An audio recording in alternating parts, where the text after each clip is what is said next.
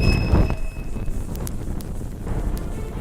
couple hundred years ago, the only thing you had to worry about was a hangover. You're telling me you're an investigator? More or less. Today, because of your curse thingy, you can't sleep with anyone. We're not a team. I'm your boss. Or else you might feel a moment of true happiness, You got a real addiction to the brooding part of life. lose your soul, Except for the bulk of it, where I was nearly tortured to death. become evil again, You're a demon hunter. Road demon hunt. and kill everyone. It's fucking fantastic. I love that sound. Thanks, Cornelia. I always appreciate your perspective.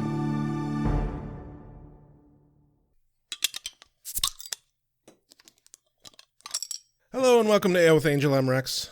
I'm Josh. Today on AwA with Angel, we are reviewing Season 3, Episode 15, Loyalty. How fierce is your loyalty to the Buffyverse? I bet it's not as good as Wesley's. Spoiler alert. You know, anytime I see the word loyalty, I just think a lot of our past with friends we used to have and how shitty they were. Yeah. Let's air out that dirty laundry for the internet. Yeah, whatever. Y'all are a bunch of greasy goons. You love it. You love the drama. You sick bastards. That's why you're listening to us. Also, we've never filtered. That's, well, you should hear some of the shit I edit out. One time I was talking to Carrie, and she was like, "You guys still doing the podcast?" I was like, "Yeah." And she said something about it being cringy offhandedly, and I'm like, well, you should hear the things I edit out. She looked embarrassed to say it at first, and I'm like, oh no, tell me what you really think. Yeah. Like, actually, though, I'm not saying that sarcastically. No. It's fine. We know what we're doing here. We've Yeah. been doing it a while. We know who we are. Yeah. We know who we're making this for. For ourselves. I mean, yeah, mostly. And Just for some reason, there's a lot of people out there who like listening to our shit. And all you like-minded crazy bastard doodle-doos. Yeah. Speaking of doodle-doos, Rex, we have these things called executive producers We do. that we lovingly call executive doodle-doos. I have a list of them right here. Would you like to hear them? Yes. We have a new one. Elon Bond. We're going to get to your cat. We have to name a cat for him. Yeah. We'll get back to you maybe next week, maybe the week after that, very soon. As soon as we can manage. And Tracy Kidd, Willie Chalker, Liam Neville, Monica Fonseca, Suba Spike, Audrey Two French Names, Bridget McLeod. Did I see a thylacine? By the way, did you look that up at all? I didn't. A thylacine is some sort of thought to be extinct Tasmanian wildcat, and recently they spotted... I heard about that. I don't know if it's a hoax or not, or if it's real or not, but they spotted one in the wild, possibly, and so that's what that's about. I actually saw something about that on TikTok. Neat. And apparently it is a hoax. Oh, Yeah. that's too bad. You did not see a thylacine. No. All right. Allie B, Nathan Lancy, Dulcinea, Rachel Doodle Doo, DTS, Clubby the Seal, Mr. Tobalicious, Sandra Craig, Jay Sommer, Catherine Parkinson, Karen Moon, Chris V-Man, Misa Laika de Turtle Okie Day. Bad at changing their name heaps. Two-Tone, don't fucking call Bradley Cooper Gnome. Father de Fenestrato, Matthew in de Doodle Doo, Kelly MC, Jesse Rain, Alex from the Heart, and Carrie Phillips. Thank you so much. Without you, this show literally is not possible. Uh-huh. You are. On to the mom synopsis. Well, don't threaten me with a good time. Joshua! What are you doing, Joshua? Okay, now, instead of telling you outright, I'm going to preface this with, did you know that babies are filled with tomato sauce? Joshua, are you telling me that you are 39 years old and didn't know that? Oh, for fuck's sake. Next thing you're going to tell me is that they're wrapped in spaghetti and meatballs and actually want me to eat them. Now you've just had a small taste of how difficult parenting is. I'm sorry. Did you just make a baby eating joke? You have no idea how difficult it was not to eat you as a baby, Joshua. No, you're right. I don't have any idea whatsoever. All that juicy, chunky, perfectly spiced, herbaceous goodness just wafting around the house, just taunting me constantly. Why, one could hardly be blamed for being tempted, Joshua. You fucking tasted my baby tomato sauce, didn't you, Mom? Joshua. How could you ever, I would just, that is how, why I never, that's not a no. Joshua, you know I would never, ever tell you that sort of thing. No wonder I have repressed memories. God damn it. You couldn't just buy some spaghetti, could you sicko? It's not the same, Joshua. I knew it. It's not as good. I could never get the flavor profile just right. Well, this explains a lot. Hey, speaking of explaining a lot, Angel eats his baby's tomato sauce. It was a damn dream. You didn't even watch past the first scene, did you? Stop holding me accountable, Joshua. You know I can't handle that emotionally. Because today on Angel, Angel's just having a slappy, happy old time being a big old daddy to his widow baby, Connor. But Holtz has been hard at work and has been successfully recruiting a team of people with grief issues to help him hunt down and kill Angel methodically. Wesley is still hard at work trying to stop the prophecy that Angel will kill his baby. One of Holtz's people pretends to be a client and sets up an ambush at the pier, which snares Gunn and Fred in a near-deadly fight that should have been just reconnaissance. Wesley follows her back to Holtz's hideout and has some words with Holtz. Sajan has lost his patience with Holtz's methods, so he goes to Lila at Wolfram and Hart to speed things up a bit.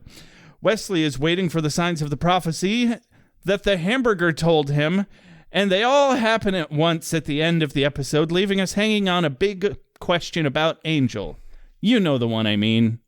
The end. Ladies, gentlemen, spiny-headed little creatures. As soon as the sun goes down, vampire. As soon as the sun goes down, vampire. Competition is a beautiful thing. Foods here.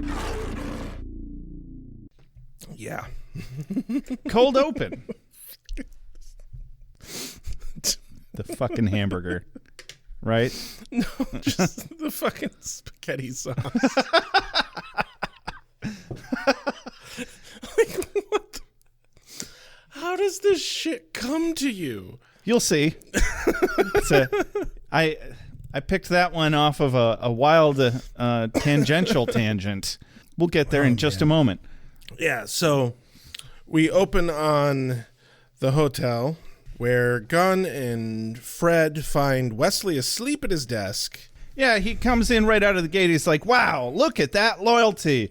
And I'm like, ding, ding, ding, ding, ding. He said it, the title of the episode, everyone, we can all go home. Got it on the first line. First line, right out of the box. Because Wesley's asleep at his desk and it becomes painfully obvious pretty quickly that he's having a nightmare. Yeah. Fred and Gunn are like, oh man, I wonder if he found anything in these stuffy old books. But yeah, he's having a nightmare. Angel literally is like, hey, want to see Connor do something cool? And he just chomps right into him. Oh boy. He says he's teaching Connor to die. Yeah. And Gunn's voice gets super low and creepy. He's like, running out of time. Wesley's book bleeds some tomato sauce. I swear, this was the worst fake blood I've ever seen. I liked the effect, though. I liked the effects. The blood. No, the blood did not look real. The blood was terrible. It grossed me out because it didn't look like blood at all. No. I'm not queasy about blood. I'm queasy about shit. Gross shit. Right? Like, this looked more like blood with pus in it. Yeah. A lot of pus in it. It comes out of the book, and they clearly used the same blood on Angel's mouth when he pulls back and licks his lips from Connor's blood. So that's where the whole mom synopsis came from. Okay, I can kind of see that. Because I think it looks like tomato sauce. It does. There it is. And also there's that episode of Rick and Morty where Rick is making, it's one of the newer episodes, he's making really good spaghetti for the family every Wednesday or something. And they're all like, gosh, Rick, this is like this is the best spaghetti ever. You got to tell us your recipe. And he's like, yeah, you really don't want to know, guys. You don't want to know. And it turns out that there's a dimension and a planet where people's corpses immediately turn into spaghetti. And so he's scooping it right out of their fucking chest cavities and abdominals, and straight into a pot. And he's like, it's best when it's fresh. And then it's a whole episode. Like, go watch it. I'm not going to describe the whole plot of the episode because that's basically it right there. And there's I'm way behind on Rick and Morty. Yeah, there's a whole new season that I haven't even watched yet. But yeah. Anyway, fake blood. Wesley wakes up at his desk. Angel pokes his head in, asking if he's been here all night. He obviously has. Opening credits. And then we come back to a doctor's office where Angel and Wesley overhear a couple women, and they've both got babies sitting on their laps, and they're talking about having trouble putting them to sleep. And Angel recommends a fucking vacuum cleaner for white noise, and they act like that's the best darn gosh idea since sliced bread. My God, I thought he was about to have 2 new girlfriends. It is, by the way, like the stereotypical thing to do to help a kid fall asleep, or like take a drive in a car, I guess. Really? Yeah.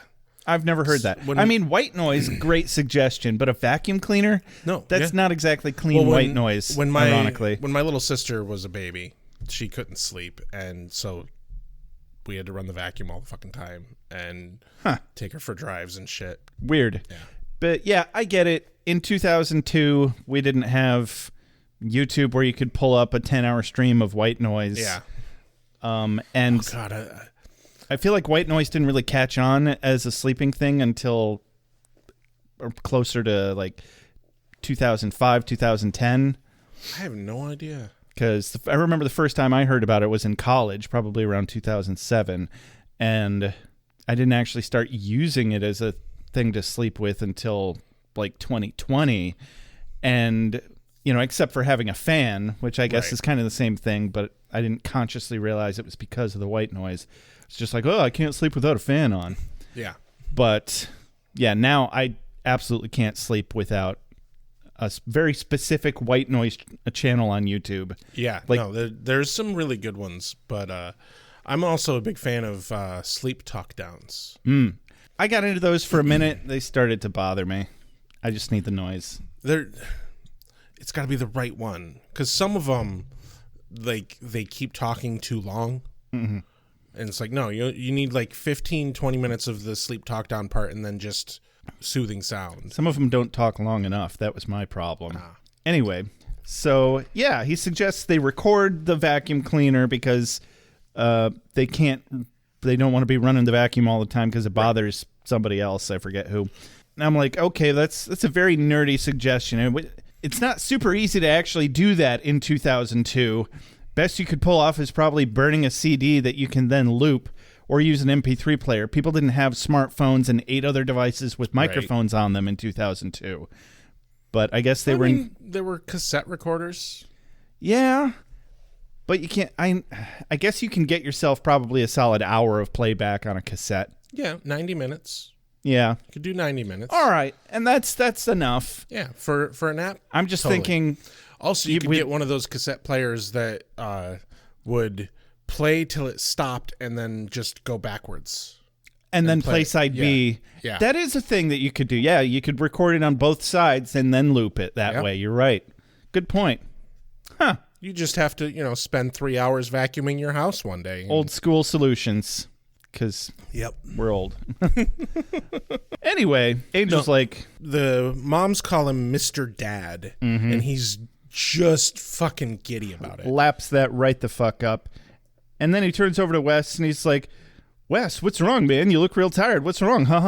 Is it the prophecy? Everything okay? Am I going to eat my baby? Am I? Do I need to worry about that? Do I? And then Wes joins, he just goes right into the doctor's office with him and the baby. I'm actually very shocked that there wasn't a gay joke about them both being dads and having adopted the kid or something. I felt it it coming in my bones, giggity, and then it didn't happen. It didn't happen. I couldn't believe they restrained themselves. I was impressed. I am a little impressed as well. So in Only a little. Right, yeah. So in the doctor's office, Angel's talking to the doctor and talking about having heard a weird gurgling noise when feeding Connor. And he's like, I have really good hearing, Doc. Like really, really good. Like really, really good. And it's like, yeah, he does. And he brushes it off as, yeah, most parents do, asshole. Right. But he points out that, well, the baby's healthy and you were feeding him, so probably just digestion. Mm-hmm. But this is also very accurate. First-time parents are fucking crazy. I believe it. But he gives the baby a clean bill of health, and Angel's super happy about that, and he shakes the doctor's hand vigorously. And he's also, I think, probably just happy to know that Connor's just human. Well, as far as we know, still. Well, yeah. You know, they're not looking for any supernatural stuff. They'd probably throw him in the fucking lockup if he started talking like that. Right. Be like, you're not a fit parent. You're a fucking psycho. Wesley's like, Angel, let go of the doctor. And I couldn't believe the doctor was like, and they bitch about my cold hands. Right. Like, wow. I thought that was a funny thing. Because he's like, he is dead. He's room temperature, so he is, he'd be very cold to the touch. Yeah. And we've talked about that before, how like nobody fucking mentions it. Yeah. So it was a nice little canonical thing that they threw that in there, which is why I wanted to mention it. But yeah, then Angel's like, or he's like, yeah, we'll get the blood tests back later. It's going to take a couple of days, though. Meantime, nothing abnormal about the baby. And the doctor leaves Connor's blood sample laying on the counter as they all leave, which seems unlikely, but okay, whatever. And then some random ass lady, I don't know if it was one of the ones from the front lobby. It was the mom who called him Mr. Dad. It was, okay. Yeah. She's still got the baby, and she sneaks in and is like, ooh, Connor Angel's blood. Yoink. Here, I just happen to have another vial that says Connor Angel and has a blood sample in it. So somebody's stealing his baby's fucking blood. Well, he is, prophesized and all that. It makes sense. Yeah. So what could possibly go wrong? Cut back to the lobby at the Hyperion. Yeah, where we find out that Angel just regularly steals from Cordy. Like, what the fuck? Because he ordered a bunch of shit online and he fesses up to having memorized Cordy's credit card number. Maybe he pays her back. I doubt it. Possibly gives her the cash. But notice she wasn't in this episode at all. No, she which was not. Made sense. They set it up. She's off fucking around with Grusalog for a couple of weeks. She's on vacation, enjoying the inside of a hotel room. Yeah. Because that's what you do on that kind of vacation. Canonically. There was even a line about it. I didn't write it down. But Angel, of course, suddenly got really uncomfortable about it because he thought about them having sex. And he's like, it's not me having sex with Cordelia, though. But yeah, apparently he bought some hockey sticks. And we learned that he actually really likes hockey, when it makes a lot of sense. As he points out to Gunn, the games are indoors and always at night. So that'd be a really good sport for his kid to get into. Makes sense. Because then he can always be there. That makes sense. Gunn points out the truth that it is the whitest of white sports. Yeah, probably. I never thought about that too hard, but that seems to be how things go when they're extremely whitewashed. But Angel squeeze over the hockey sticks and the baby jersey, and Fred has to goad Gunn into admitting that the stuff is adorable. He's like, well, yeah, but at least I'm manly enough to deny it, which, while that's toxic masculinity, at least it was kind of funny. Yeah. It was a little bit funny. I'm like, get over yourself. Right. Like, or if you you should were be manly enough to admit that it's adorable. to be able to admit that it was adorable, which he did. Yeah. So, to be fair. And then Angel goes on about how fucking excited he is to raise Connor, and specifically how happy it makes him. Right? And we switch over to Wesley overhearing in the other room for a moment, and with a concerned look on his face. Yeah, because anytime you hear Angel spouting off about being so happy in the other room, you get concerned. Yeah, the broody boy ain't broody. No. Uh-oh. You're not supposed to be happy. That's a problem. So cut back to Angel and Gunn playing with the hockey sticks. They immediately break a fucking window. And he's like, well, these aren't regulation size. Like, shut the fuck up, Angel. Or was Honestly, I'm kind of impressed that they were able to break a window with those tiny ass little hockey sticks. right? Well, it was a full-sized puck. Yeah. So a woman enters, a new client who needs help. She spins some cock and bull story about her son getting turned into a vampire at the pier. Her name's Aubrey, specifically. Yep. Her son snuck out, went to the pier, became a vampire. They don't ever say how old the son is. I assumed teenage. I guess. But yeah, specifically he died when he came back home. He wanted in. She could tell something wasn't right. She didn't invite him in. He couldn't come in, and then he burned to death when the sun came up. Mm-hmm. Because, yeah, she didn't let him in because his face was vamped out, and he was scaring her. And so Wesley sends Gunn out to do reconnaissance at the pier. And Gunn just takes it upon himself to say, oh, Fred will come too. Yep. Starting to get a little unprofessional. Yep. But they also told him specifically not to engage the vampires if there's a nest, and this is strictly reconnaissance. Yep. And he invites Fred for some creative teamwork. Yeah. Who says you can't mix work and pleasure? I mean, I think if... well, by the end of this episode, Fred and Gunn. Yeah. And also, Wesley's sure thinking it really loudly. Oh, yeah. Well, and I think, honestly, Wesley would have said something if he wasn't freaking out about the prophecy shit. Yeah, he's a bit preoccupied, and rightfully so. Yeah. And the thing is he should say something. Yeah. And if he says something, I don't think it would be motivated by the fact that he is into Fred. I think, like, he'd have legitimate cause to be like, hey, this is work. Two things can be true. Yeah. He can have two feelings about the same thing from different angles. Yeah, exactly. Without being a liar. Yeah. Absolutely. I don't want to share my feelings. I don't want to open up. I want to find the guy that killed Tina, and I want to look him in the eye. Then what? Then I'm going to share my feelings.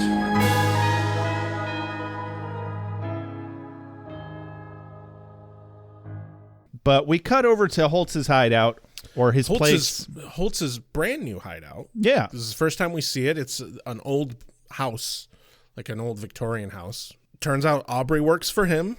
His team's grown quite a bit. Considerably. There's like 6 dudes. Aubrey's new, and then there's Justine and Holtz all in this scene. Aubrey's giving them a briefing on the situation and how the team operates and everything. We then see some of the members training to fight vampires as they're chained up, which I thought was actually kind of smart way to train to fight vampires. Well, yeah. Keep it safe. Keep the training wheels on for a minute. Otherwise, good people are hard to find. Yeah. Well, and they're specifically aiming to get people who have lost loved ones to vampires. Mm-hmm. And, you know, to me, it doesn't seem like super likely that people who have lost loved ones to vampires would know that it was vampires. Right. And then also be willing to join a war to kill them. Yeah, they need to be brought up to speed on the whole vampire situation. Have it normalized for them, what a vampire is, how to fight them. But yeah, anyway, a couple of them are training to fight vampires by fighting the chained up ones. One of them breaks free, but Justine helps and gets him chained back up. And Sajan shows up. Yeah, after he has a little conversation with Justine about good and evil and how it's not black and white, except for Angel, he's definitely completely evil. 100% completely black. It's like, wow, no. Yeah. Right. Anyway, that's the point. Whatever. Sajan apparates into the room, and Justine whiffs right through him. She just had to take down a vampire, so she was already on high alert. Oh, yeah. Her sword just ghosts right through him, and I guess Holtz did explain that he had teamed up with a demon to kill Angel, so they shouldn't be too surprised. Right. But this might be the first time the team has seen Sajan. Ironically, the demon is there because he's pissed that Holtz hasn't killed Angel yet. Almost like he brought you here for a job and you're kind of taking your sweet fucking time. Sweet fucking time. And Holtz is like, hey, suck my whole ass, you impotent little ghost. Get out of my face before I stick you in an urn for eternity. Right.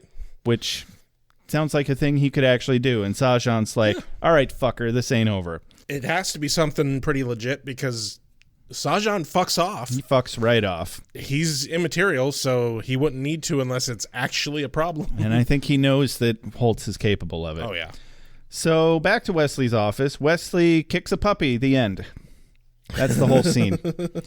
Okay, no, but really, he's on the phone telling a wizard to do that fucking job because he's paying them to do it. And then Fred comes in to give Wesley some nice encouragement. Wesley does snap at her. Yeah. She's like, wow, you were really there for Aubrey about her son, and you're doing a really good job, and you should, like, go for a walk or something. You look really tired. You deserve the break. Yeah, and maybe, hey, you know, that new client's really cute. You should go hit on her, because that's really professional. Yeah, totally professional. 100%. And she's definitely single. I went ahead and stalked her for you on the confidential paperwork that she filled out for us. So Wesley stops her right the fuck there. He's like, we're not here to date. We're here to do a job. And that's a little obtuse, Wesley. And also, I don't think you'd have said that if Fred had wanted to date you. Right. Which she does. Y'all just aren't hip enough to try out polyamory yet. Yeah. Fucking Puritans. Give him time. Yeah. It was literally just all about who made the first move here between Wes and Gunn. Yeah. But also, I don't think either Wes or Gunn are, shall we say, comfortable enough with themselves and their own masculinity to share. Oh, absolutely not. Especially Gunn, I think. All kinds of toxic monogamy here. And even Fred kind of has low self-esteem, which is why no matter which one of them hit on her first would have been the one she went for. Probably. Because she doesn't think that she's lovable. No. It comes up. It doesn't come up directly much in this episode, but it obviously plays a part in a lot of the ways she approaches the problems that they have through this episode. Absolutely. But yeah, sorry, Wes. You got outgunned, son. Hey-o. You've been waiting for that one, haven't you?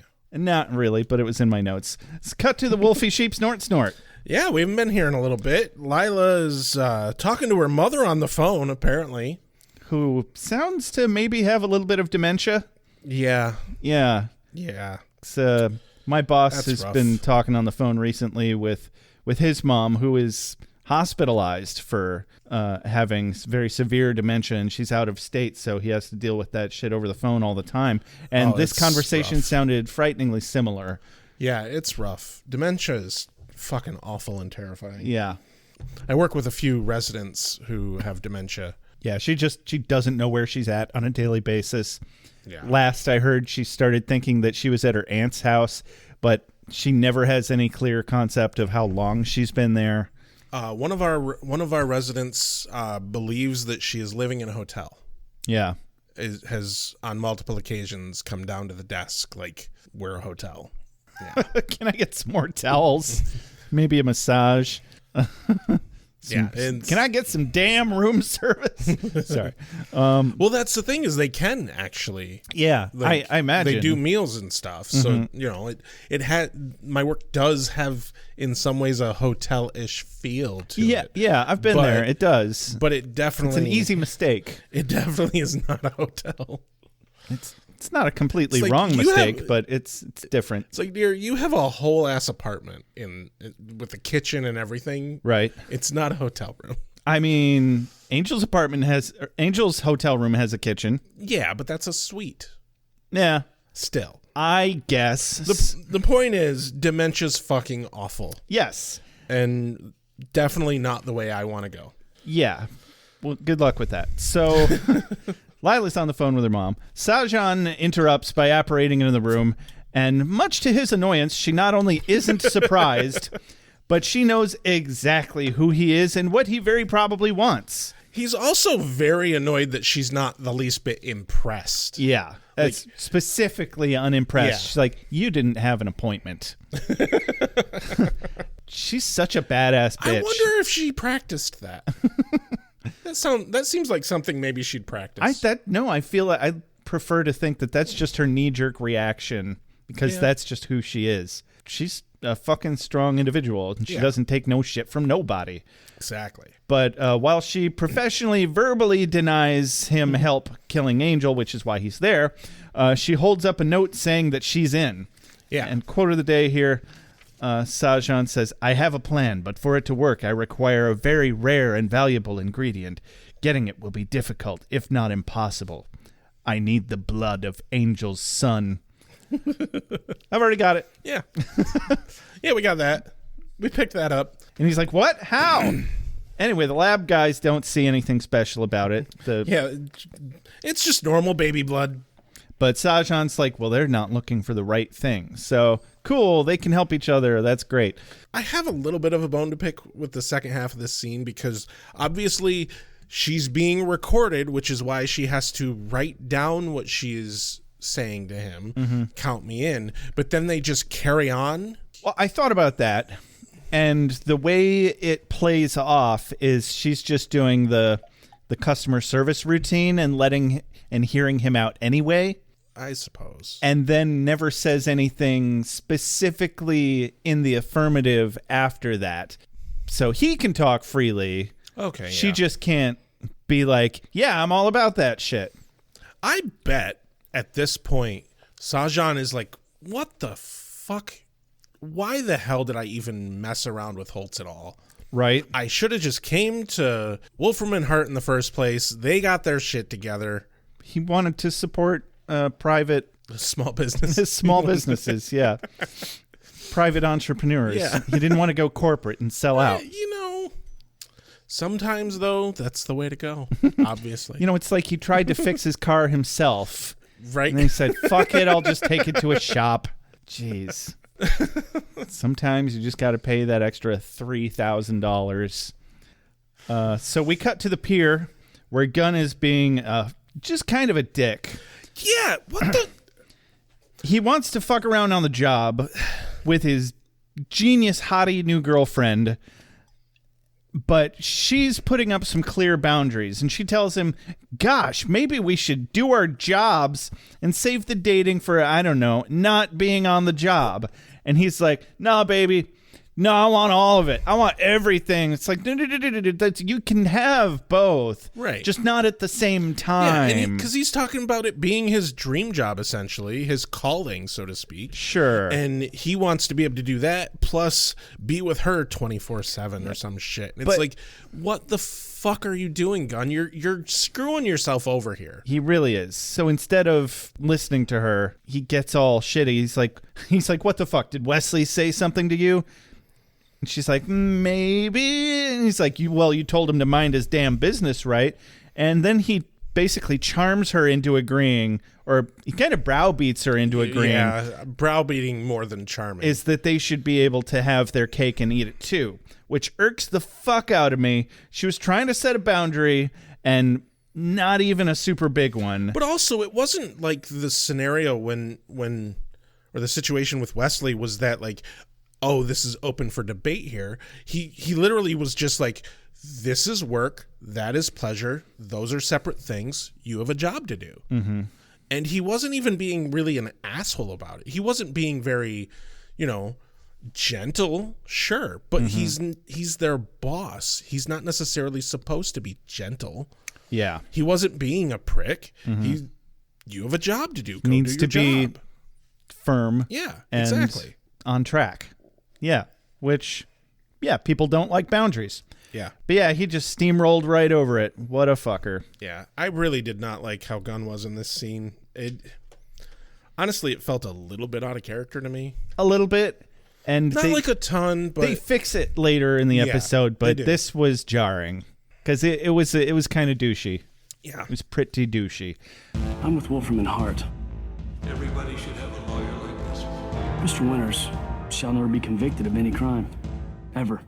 Should you continue to harass our client, you'll be forced to bring him into the light of day. I want that stricken from the record. A place I'm told that's not all that healthy for you.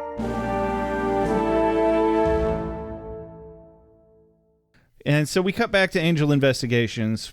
Specifically Angel's suite, where he's with Connor, and Wesley enters, telling Angel that he's going to be leaving the office for a little bit. He's got some errands to run. I have things to do. Some produce to pick up. Might swing by the drive-thru, get a hamburger. I don't like to shop for groceries hungry. I'm going to summon a demon through a goddamn hamburger sign. We will get to that. And Angel's like, all right, good luck with that. No, sorry. Spoiler alerts. Yeah, Wesley leaves to check on something about Connor while Angel coos over Connor. And he's a good little baby. Tail end of this scene, though, Angel actually asks how Wesley's doing because he sees that Wesley's looking a bit rough around the edges. And he stops to tell Wesley that he's a good friend, and it's actually a really sweet moment. I just want to know, when are these two going to hook up? Never mind. We really don't want to be too happy, and being gay isn't a loophole for that. Nope. In fact, happiness is happiness. Gay literally means happy. Yeah. So that's a no-no. It's probably even a faster track to losing his soul again. Anyway, they didn't make the gay joke, so we had to do it. Yeah. Don't fucking high road me, you pieces of shit. I will low road you all day long. Giggity. Anyway. We cut back to the pier where night has come upon us suddenly. I say that mostly because, like, Gunn and Fred both seem kind of surprised that it's night in the beginning of this scene. Oh, look, it's dark now. When did that happen? Yeah. Look at the camera. So Gunn gets a tingle, quote unquote. Not that kind of tingle, you fucking Since pervert. when did he get tingles? It's a new thing. I guess. But they're retconning it. Yeah. Or is that the term? Retconning is when you write it, like you Yeah, write you a make it scene retroactively canonical. Exactly. Yeah. Retcon. Yeah, I used it right. All right. So they follow this super suspicious dude into the carousel. Like, he's so fucking suspicious that it's suspicious how suspicious he is. Yeah. Like, they really should have been like, man, that guy's too suspicious. We should ignore that and It's a go trap. up, like, go somewhere else. Yeah, nobody looks that guilty while they're doing shit wrong. I mean, okay, sometimes maybe they do. It's weird. Like play it cool, stupid. You think people don't notice you if you're extra squirrely? It's like, this person's obviously a terrible liar.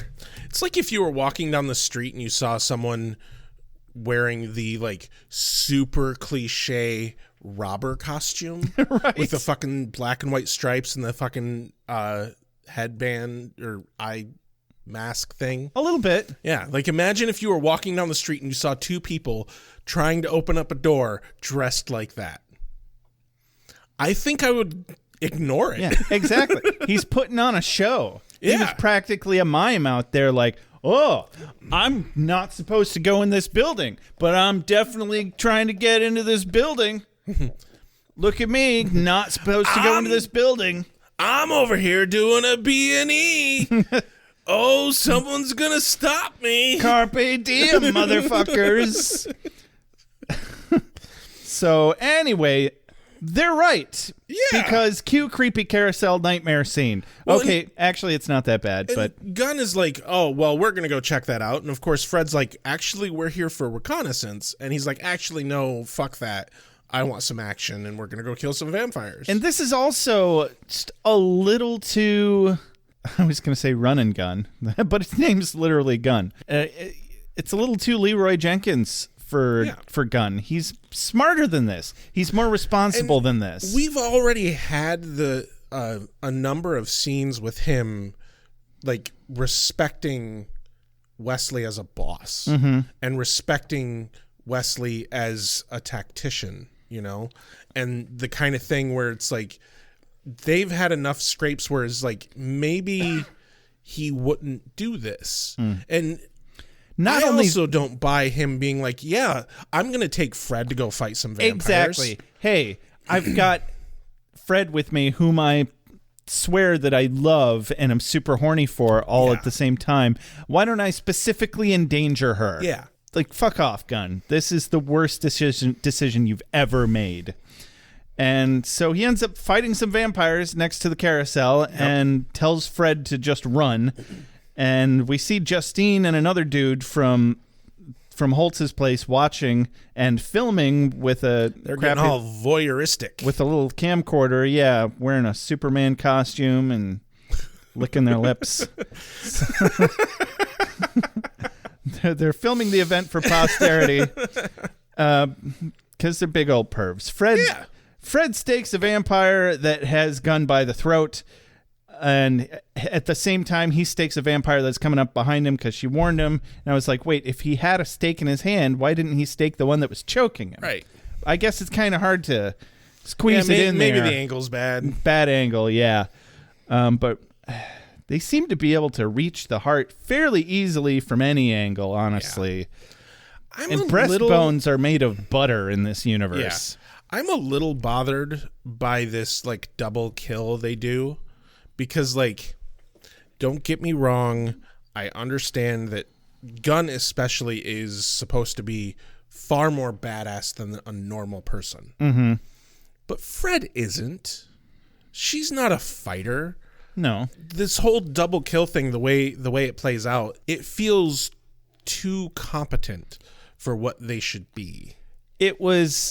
I think it was the best they could do when they didn't get the shot that they exactly wanted. Oh, yeah, that could be. Because, the dust from both of the vampires covers up everything that I wanted to see about the fight. Right. Because I could barely even tell that Gunn had a stake in his right hand. Yeah. I had to turn it back and watch it like 3 or 4 times. And every time, I'm like, I can't see shit. There's too much vampire dust. Yeah. Because, like, even on Buffy, like, you have the Scooby Gang. They fight vampires all the time. They're fucking pros at it. But they're still human. And they always have made it a point to make sure that it feels different when they're killing vampires versus when Buffy's killing vampires. And they haven't really been keeping that kind of line between Angel and the rest of the group. Yeah, they kind of portray both Wesley and Gunn as hyper competent fighters, even though they're human. They keep saying, "Oh, Angel's the champion," but he struggles just as much in fights as Wes and Gunn do, and there's just not enough of a distance between them. You know, I would argue otherwise. I think they did a really good job of showing just how competent a fighter Angel is and how strong he is, especially during that scene where he saves Jeffrey Dean Morgan's ass. Yeah. Because he's just like casually fighting off these vampires while he's pissed at this guy about not being able to pay him or something. Right. No, that was good. But sometimes you're right. But also, I buy completely that Fred at least has the wherewithal to run up and stake a vampire in the back. Oh, yeah. Yeah, that isn't my problem. She's not a fighter, but she needed to save Gunn's ass.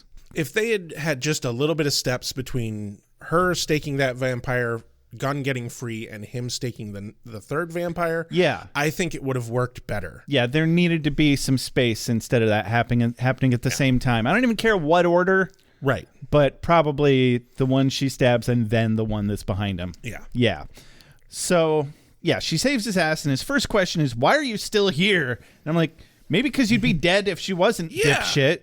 And then they kiss. And scene. I'm like, okay, that's the least deserved screen kiss that may have ever happened. Yeah. Anyway, cut to the Happy Burger or what the fuck ever it is. Did you get a name for this restaurant? No, I did not. Okay, I'm calling it the Happy Burger then, because that's how generic it looks. I was actually really, really disappointed, by the way. Oh. I looked up these coordinates. Oh, fuck. You fucking nerd. And I was really disappointed because I could not figure out how to view old enough satellite images. Mm-hmm. Because all the ones I could find were such horrendous fucking resolution that you could not see shit. Of course. But I can tell you that, unsurprisingly, these coordinates now have an Amazon warehouse. And not a burger drive-through. Right. Well, that's unfortunate. Way to spoil the scene, Rex. It takes me completely out of it. I was impressed that at the very least, the coordinates are in fact in LA. That's good. I was really expecting them to be somewhere fucking Fiji way away from there. The middle of the ocean. Like the Bermuda Triangle. Yeah, like some writer was just like, here's some coordinate numbers. No one will check. No one will check. But nothing could have prepared me for this scene. No. Not even having apparently seen it before. because I don't remember this shit at I all. didn't either. Oh Not my God. one tiny iota, but I will now forever and ever. This was by far one of the biggest moments of like I had to pause it just to take it in. Yeah. Just because like no, what? No, they The fuck? didn't. Motherfuckers, they did, and I love them for it because Wesley follows some coordinates to a quote unquote statue, hard air quotes, that the wizard he hired. That's what he hired the wizard for that he was talking to on the phone earlier. Yeah. He's like, it's supposed to be a statue. If this isn't it, I'll kill that wizard or something. Yeah. And he finds the ordering speaker of a fast food chain that looks like an anthropomorphized hamburger, like they are sometimes. I'm not sure I've ever seen one like that in real life, but no, I haven't either. I'm sure they exist somewhere. So you see that shit in TV shows and movies all the time. It's a trope. Yeah. Like, if you've ever seen fucking Good Burger with Keenan and Kel. Anyway, so he shakes out some kind of dust over it, and he's getting laughed at by the employees that are closing up because he looks like he's talking to the fucking hamburger. And I'm like, but you're supposed to talk to this hamburger. Right. Like, why are you laughing? Because you closed and you're not going to serve him? Yeah, maybe. Dicks. But also, it's a fast food restaurant.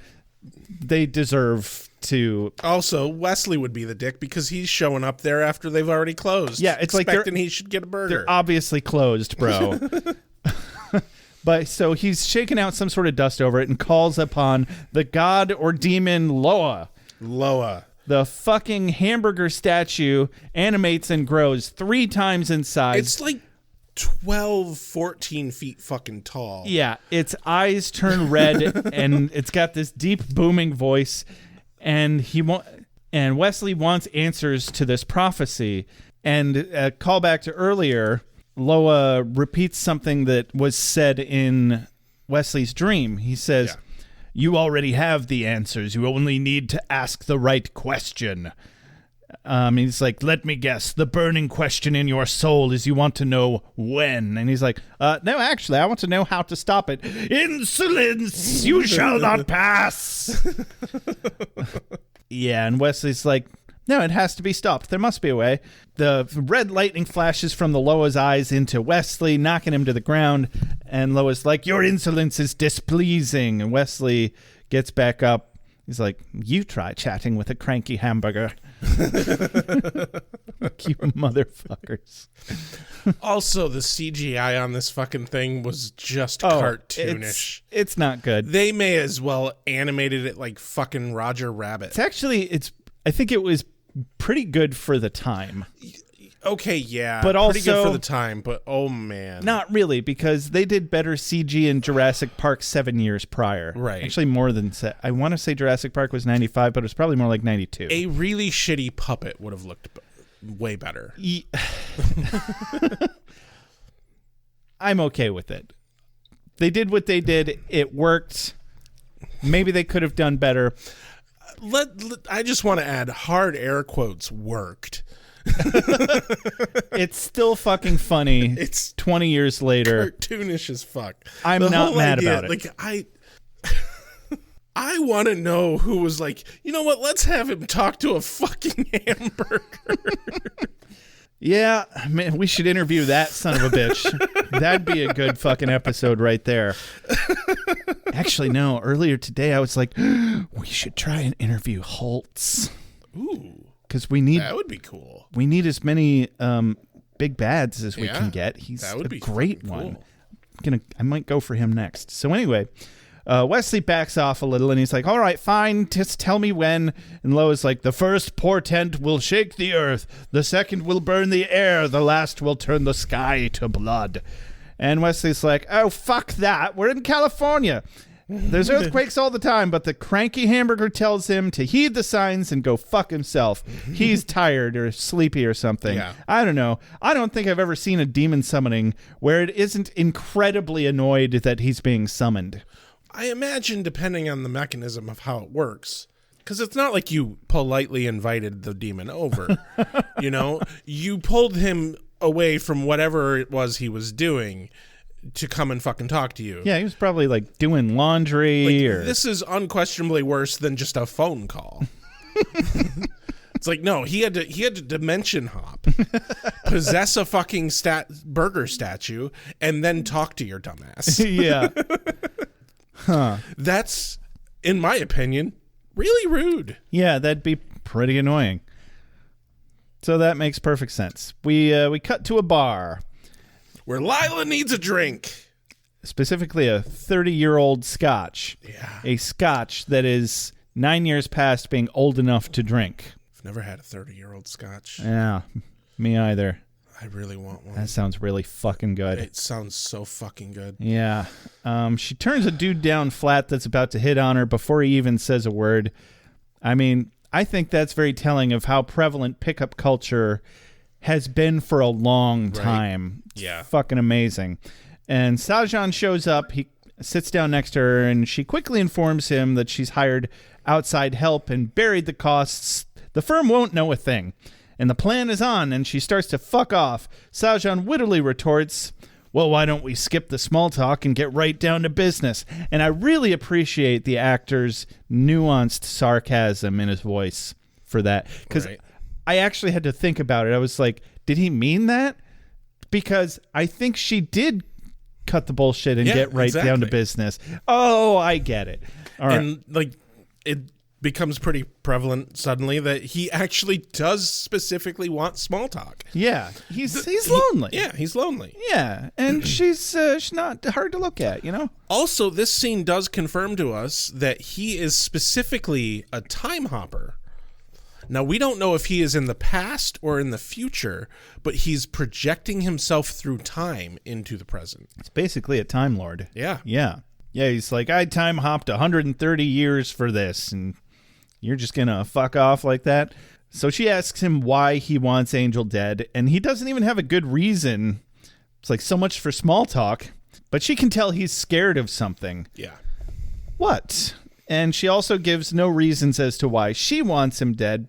I mean, at least we as the viewers understand why she wants him dead, because that was a useless conversation. It was. But the plan is already in motion, and Kay thanks bye. So much for Sajan's mental and emotional health. He doesn't get any socialization. Poor kid. Yeah. Yeah. He's all alone. Poor little fella. Ah, jeez. You're not real. Or I'm not real. Somebody here isn't real, and I suspect it's you. So if you're not real, then that means that my head came off back there, and that I'm dead now. Dead. Cut to the Hyperion. Wesley's watching over Connor. Aubrey arrives, thanks him for killing the monsters. He points out that he did not mention monsters, plural. Yeah, that's a little suspicious. Yeah, that's a little suspicious. She gives him a check for doing the deed. He's suspicious, definitely. Like his whole tone, he does not seem like he is reacting to this being a satisfied customer sort of scenario. Well, and he especially gets suspicious when she tries to openly seduce him. She's like, I'm so lonely. Wouldn't you get some coffee with me? And he's like, that's it. Now I know this is fake. No one asks me out. No one's trying to seduce me, the stuffy British man. Like, I don't know, Wesley. A lot of people, they all have such low self-esteem. Like, Wesley's a catch. I mean, if nothing else, he's intelligent, at least above average looking. He's come a long way since Buffy. Oh yeah, he's he's not the most suave, fucking charismatic sort, but he's also the fucking boss of a business, like co-owner. He's obviously got to be in really good shape. He's got his shit together. Yeah, but he's like, no, fuck that. That never happens. It's a trap. And I mean, to be fair, the few times in my life where I've actually been hit on by somebody to a degree that I noticed it happening, my entire response was just, I don't believe this. What do you want? Besides, Anyway, but luckily he and Angel have already figured, either they figured it out completely independently of each other, or they had a conversation before this, because they both seem to know and confront her at the same time. Well, and it is pointed out later in another scene later that Angel realized something was up with Aubrey, but like they retconned that too. They don't say anything in this scene that tells you shit. Right. Yeah, because it's not really clear. I'm not sure exactly how they figured this out, but it's something to do with Gunn and Fred being ambushed, and Wesley notices that she uses the plural of monsters, not just one. Angel's celerity is up behind her, and she reacts fast, but he reacts faster, but she reacts fast enough that she's very obviously got some fighter training. Yeah. Oh, yeah. And Angel tells her Holtz is in fact one of the good guys, and he understands where she's coming from, but if they come near any of them again, he'll fucking kill them so dead that they'll die from it. Specifically Holtz. So she fucks off, and then a small earthquake happens. Little tiny earthquake. Wesley is notably like, oh God, it's an earthquake. Oh no, it's what the hamburger predicted. But no fire and blood yet. So he's a little freaked out, yeah. A little freaked out. And cut to Holtz and friends. Yes, they're reviewing the tapes. Yeah, where Fred saves Gunn's ass specifically, and he lectures the team on how she was against all odds but still survived, and it's because she was willing to die to save her comrade. And he preaches that they all too must do the same. It sounds like some cult shit, really. And he turns to Aubrey and lightly scolds her for being found out, but more so for being followed, because dun dun dun, Wesley's there too. Oh, and we got a quote of the day here. One of the thugs, when he sees Wesley, says, "Maybe we should cut out his tongue, send a message to Angelus." And the quote of the day is Wesley's response, because he walks up to Wesley. Wesley punches him in the throat. And then Wesley says, "Maybe, or perhaps you could lie on the floor and gag for a while." Yeah, that was great. Oh, hardcore Wesley. Yeah. Love it. Anyway, Wes is there to make the argument for Angel that Angel wouldn't make for himself. That he has a soul and is in no way responsible for the actions of Angelus. And it's about motherfucking time. Yeah. Because Holtz is like, oh, really? So was it... And Wesley's trying to be like, take me instead if you must have a sacrifice. And he's like, oh, really? Was it your hands that snuffed out my entire fucking family? No? Weird.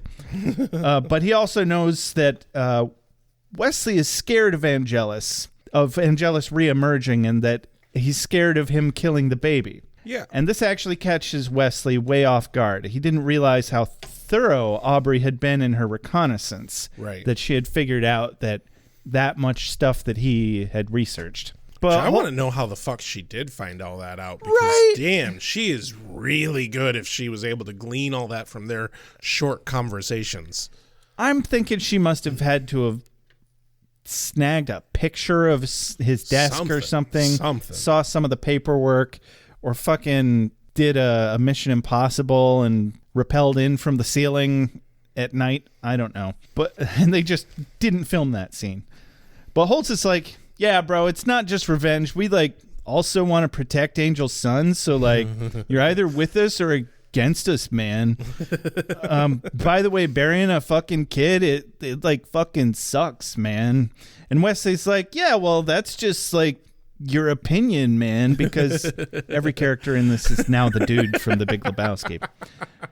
I'd watch that show. I think I could do one episode. The Big Angel Lebowski. I'd have to be done with it after one episode. It'd be a middling SNL sketch, not an entire series. Yeah. I'd like to see it anyway.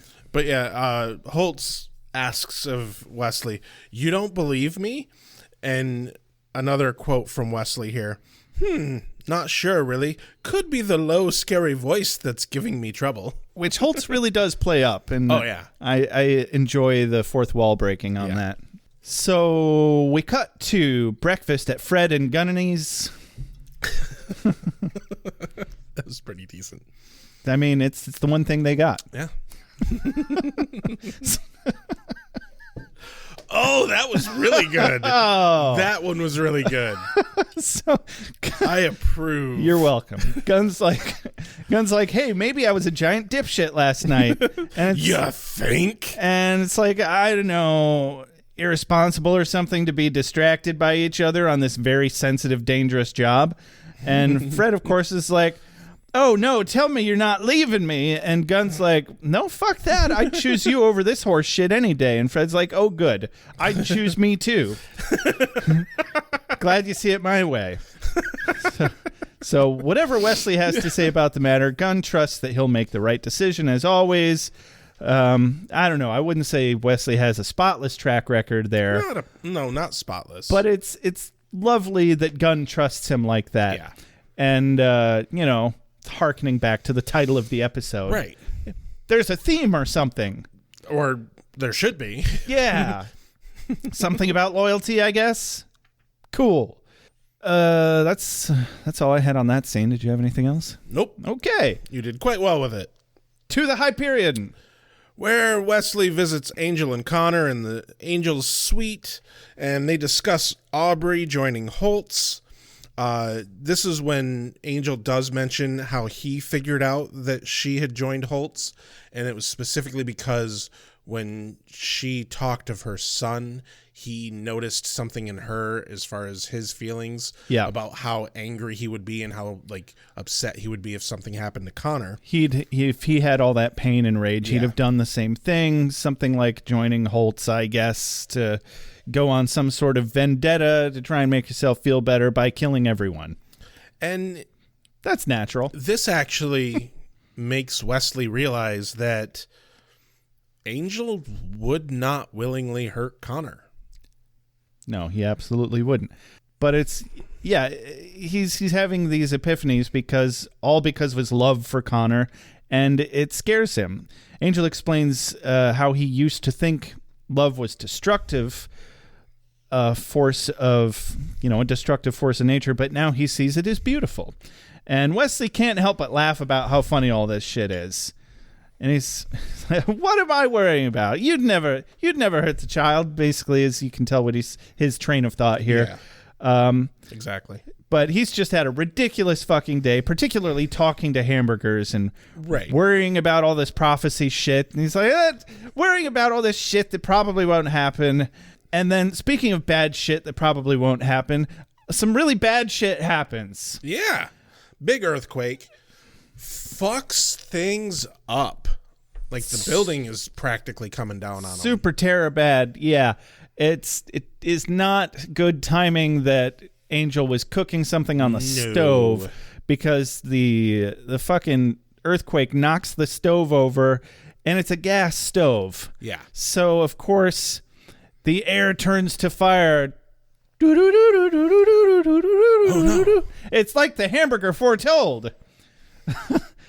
And because the fucking gas line ignites and sets, I don't know how the whole building isn't going down right now, but certainly a big beam that falls down from the ceiling is completely engulfed. During the aftermath, they cut away to Holtz's hideout as well, where the earthquake is, of course, happening. Yeah. And Holtz actually saves Justine's life, which I think, they obviously put that in there because, hey, Holtz is, caring about these people. Aw. But yeah, Angel's like, shit, the baby. He grabs he grabs the baby and he leaps over this burning beam that fell down. And Wesley is just stunned. Yeah. And Angel's like, dipshit, yo, over here. And they get out in the hallway. And I think right about then is when the earthquake is over. Right. Blood pouring down Angel's face from a wound on his head is raining down on the baby. Mm-hmm.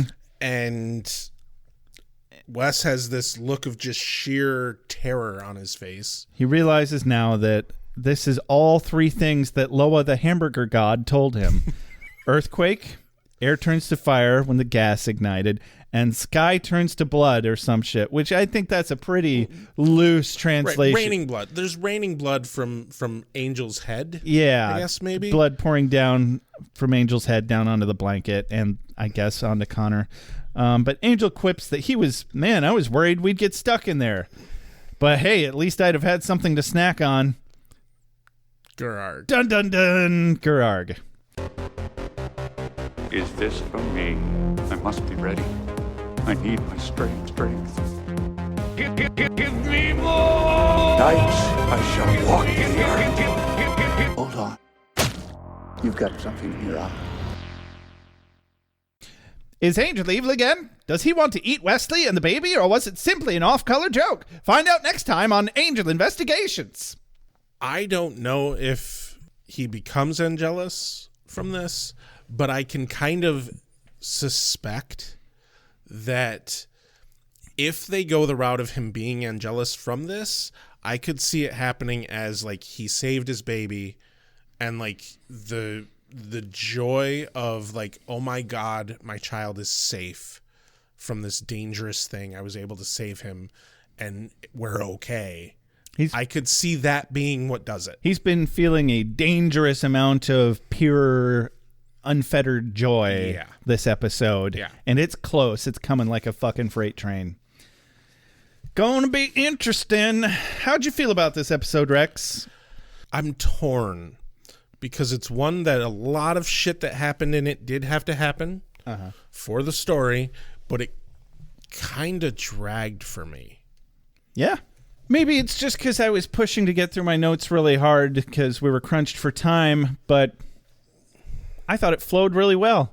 The hamburger scene made the whole episode worth it. You know, I don't know that I can agree with that completely because it just, it was so fucking absurd. Yeah, that's why I loved it. I mean, that was some Rick and Morty bullshit is what it was. A little bit. I think it is kind of telling that feels like the height of the episode for me. Right. Because I'm just kind of meh on the progress we've made with Holtz and Sajan. Yeah. And I'm well into the red on what they're doing with Gunn's character. Right. Yeah, definitely. They yo-yoed back and forth. Hey, I'm going to be super douche, and then I'm going to come back around completely on my own. It's like, don't fuck me around. I think this episode, really solidifies what I've been feeling has been the problem all along with this season.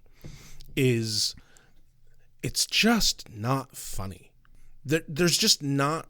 When you compare... No, the hamburger scene was fucking hilarious. Yes, that was. But what I mean is when you look at these episodes as a whole compared to the average Buffy episode, the average Buffy episode has at least, a good sprinkling of humor throughout every episode. There's at least a handful of funny lines. There's lots of little witty quips. Exactly. And they're lacking that. Those just aren't here. I didn't get a chance to mention it, but I remembered an episode or two ago, Gunn said something that was so Xander. I was like, that is exactly the kind of thing Xander would have said, and he even said it exactly the way Xander would say it. And I don't remember if it was a joke or if it was some nice guy Xander shit.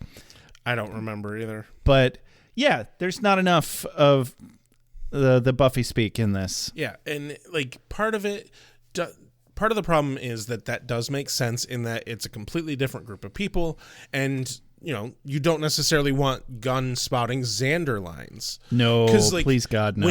When you watch an episode of Buffy and like you could probably go through and read the script without any fucking names on it whatsoever and pick out, oh, that's a Willow line, that's a Xander line, that's Buffy, just by how it's written.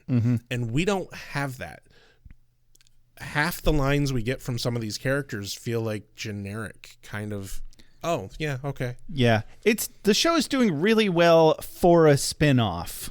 Yes. But the fact that we have to put that qualifier on there again is telling, just like the fact that my favorite part is the hamburger. Right. And honestly, it's just, I don't know that I would keep watching it without the podcast. I'm not feeling very entertained by this show. Yeah, I would binge through it out of boredom, but I certainly wouldn't pay nearly as much attention as I have been. Yeah. And a lot of things would just go over my head. I'd probably be confused about a lot of plot points. I mean, I am anyway. Right. I don't know what exactly off the top of my head. But like, if I were actually watching this back when it was airing on TV and that was the only way to watch it, I would have stopped watching it by now. Oh, that's too bad. Well, I didn't hate this episode, but it's not the best. It is what it is. It's not bad comparatively to the rest of the season. That being said, it's really not the level at which the show ought to be. Yeah. I don't categorize it as part of the Angel doldrums, so that's good. Right. It isn't that. Yeah. This isn't like... We're above sea level at the moment. Exactly. And the stuff that happened in this episode, like I said, was stuff that needed to happen, and it made sense, and there wasn't this, oh, we're doing this again, and nothing has changed for this entire fucking episode again. Yeah. And that's what we've had. Like a fucking hack soap opera. Exactly. And that's what we've had a bit too much in this season. A little bit. And this wasn't that, luckily. They're finally getting their sea legs. But they need to really start, like, up in their game. They really do. Well, we shall see. Yeah. What's your quote of the day, Rex? I'm going with Wesley's line, maybe, or perhaps you could lie on the floor and gag for a while. Good one. Mostly good. just because we still have not gotten nearly enough of, like, badass moments for really enough of the characters, and I particularly love it when Wesley gets them. Yep. I got to go with a Wesley line, too. I think this was a very Wesley-centric episode. You know my favorite part of this fucking episode. AwA the hamburger says, "Your insolence is displeasing." Wesley says, "You try chatting with a cranky hamburger." That fucking did me Also, in. I would like to give kudos for him being able to fucking deliver that line. With a straight face. Fucking hell. Jesus. Good times. Thanks, guys. Wow. Wow. Well, this has been another episode of Ale with Angel. Don't forget to like us on Facebook, unfollow us on Twitter, or follow us, whatever, if you're into sick, freaky things. You can see and do stuff or something on beerwithbuffy.com. We don't have a store currently. We're in between stores, but we found some good solutions to get our Printful store back that won't be nearly as expensive. And so that'll be fun. I really appreciate their quality of merch. Yeah. And I was sad to lose that, but we were paying like $37 a month and not selling anything. Yeah. So we had to cut that for a while. If you want to give us your money without getting anything in return except maybe a cat naming service, head on over to patreon.com/beerwithbuffy. Our newest Patreon has done that, and we will be naming a cat maybe next episode. We will see. Don't forget to review us on iTunes. That's one of the best ways you can help us. We're currently at 69 reviews. When we get to 75, we are giving away another hoodie, come hell or high water, whether we have our Printful store back or not. If you ever have any questions, comments, or concerns, you can email us at beerwithbuffy@gmail.com. If you want to call us, you can leave us a voicemail at 269-743-0783. You can also text that number. Anybody that is pending a sticker, we know. Yes. We're, again, store. Yes. We're getting back to that. We have a certain special project in the works. Yeah. That is a very high priority right now. We'll get to you, I swear to God. Last but not least, big shout out to JJ Treadway for all the opening, closing, and transitional music. This has been Ale with Angel. I'm Josh. I'm Rex. Have a good night. I don't really want a hamburger. Oh, God, yes. I cheated and I had McDonald's the other day. I have hamburgers at home. You son of a bitch. Allowance is for your years, but I expect a certain amount of responsibility, and instead of which you enslave yourself to this cult. You don't like the color?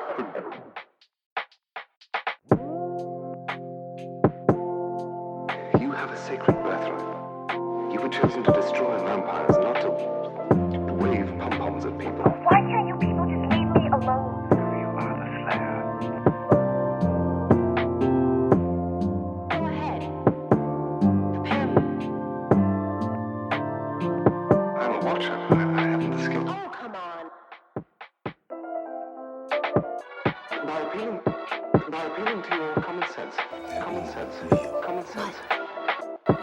Werewolves, incubi, succubi, everything you've ever dreaded was under your bed, but told yourself couldn't be by the light of day. One girl in all the world. Common sense. One girl in all the world. It was a bit, British, wasn't it? Whee! Wait, what have we done? Why are we watching this?